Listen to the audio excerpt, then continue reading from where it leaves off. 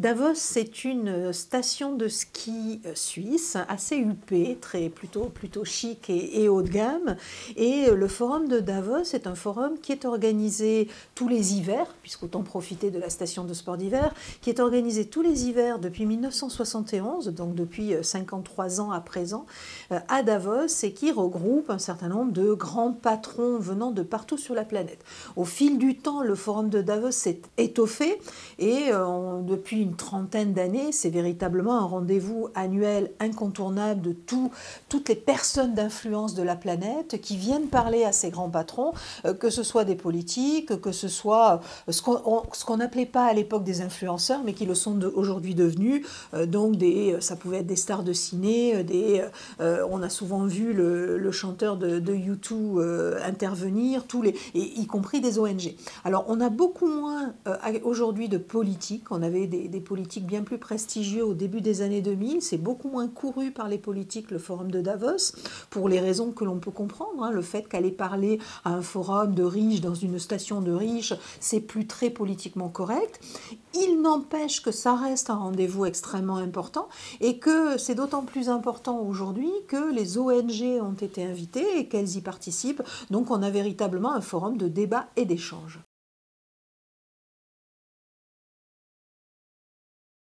Alors cette année, les enjeux étaient importants. C'est la guerre en Ukraine, bien évidemment. Davos, comme on l'a rappelé à la première question, c'est quand même en Suisse. Donc c'est à côté, pas très loin de l'Ukraine, directement concerné par la guerre en Ukraine et ses conséquences. Et puis on a vu cette guerre en Ukraine qui a eu des conséquences et qui a amplifié des tendances qui étaient extrêmement nettes et déjà très lourdes après la pandémie de Covid.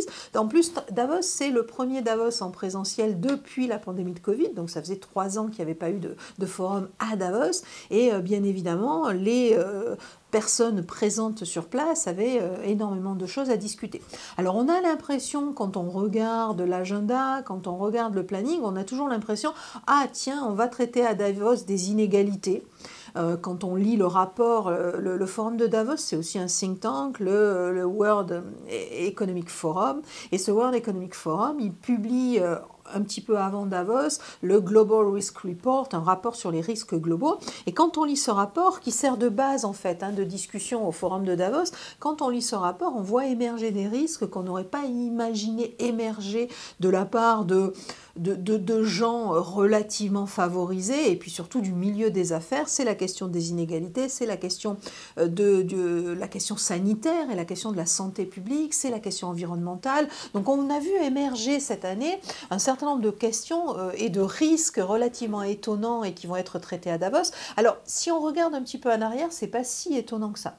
C'est pas si étonnant que ça. Le forum de Davos a commencé à se poser ce type de questions au début des années 2000 parce qu'il avait en parallèle, et quand je dis en parallèle, c'est organisé exactement en même temps, le Forum social mondial à Porto Alegre au Brésil, et ce Forum social mondial qui pointait déjà ces questions-là et ce qui avait entraîné en fait un effet de vase communicant sur les thématiques traitées. Le Forum de Davos ne voulait pas apparaître comme un lieu complètement, une bulle complètement déconnectée de gens riches ou de gens détenant les clés du business mondial, mais montrer qu'il s'intéressait aussi aux problématiques, aux autres problématiques. Donc ça fait déjà 20 ans qu'on traite de ces sujets. D'ailleurs, il n'y a pas de politiquement correct à Davos. Tout est possible à exprimer.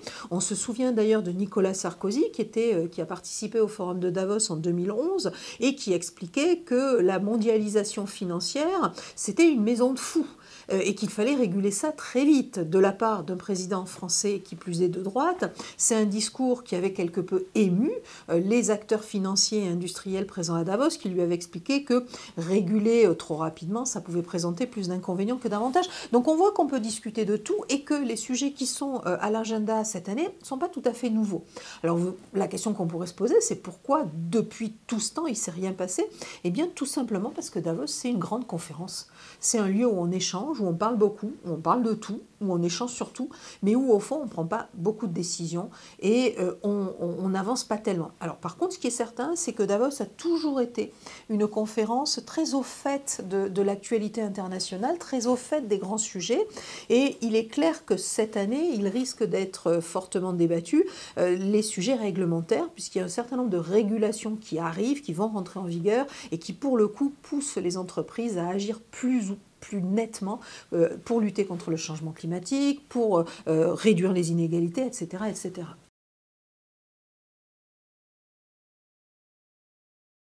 On n'attend aucun résultat du forum de Davos, si ce n'est de belles intentions et de beaux discours, mais très peu de résultats. Simplement, ce qui est certain et ce qui change probablement par rapport au précédent forum, c'est que les États ont clairement commencé à reprendre la main.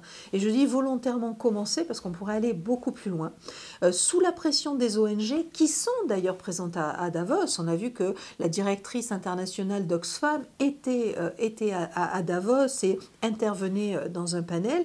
Donc on voit très clairement la société civile entrer à Davos, et avec la société civile, on voit aussi monter un certain nombre de réglementations.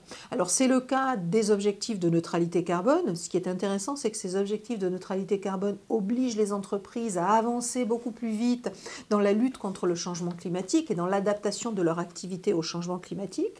Mais on voit que cet objectif et ces réglementations sont allés de pair en fait avec les conséquences de la guerre en Ukraine et l'augmentation très rapide et quasiment hors de contrôle pendant quelques mois du prix de l'énergie, en particulier du prix du gaz. Donc on a des entreprises qui aujourd'hui prennent des mesures pour passer la transition énergétique, des mesures favorables à la neutralité carbone, parce que c'est aussi un enjeu important en termes de maîtrise de leurs coûts. Donc ça c'est un premier élément. Un deuxième élément qui est très important, c'est que c'est le Davos qui intervient, qui se tient juste avant l'entrée en vigueur de la taxe sur les multinationales, qui entrera en vigueur tout début 2024. Donc le prochain Davos sera intéressant à suivre pour voir comment les entreprises se sont positionnées. Comme d'habitude, pour l'instant, les entreprises n'y croient pas trop, en tout cas, on n'a pas vu comment les entreprises allaient s'adapter à cette taxation de 15% qui va s'appliquer à toutes les multinationales et qui prévoit que toute entreprise qui ne paierait pas à minima 15% d'impôts verrait ses impôts consolidés dans un autre pays, c'est-à-dire il y aurait un pays qui prendrait la différence entre ce qu'elle paye d'impôts et les 15%. Donc bien évidemment, on imagine que si ce système fonctionne, il n'y a pas de raison qu'il ne fonctionne pas, on verra, mais il n'y a pas de raison qu'il ne fonctionne pas.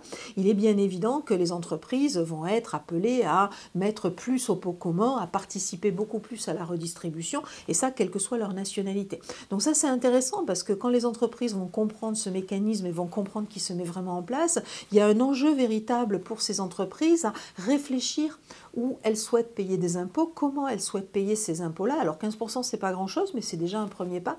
Et c'est vrai que ça peut très largement changer la perception des entreprises vis-à-vis de l'impôt.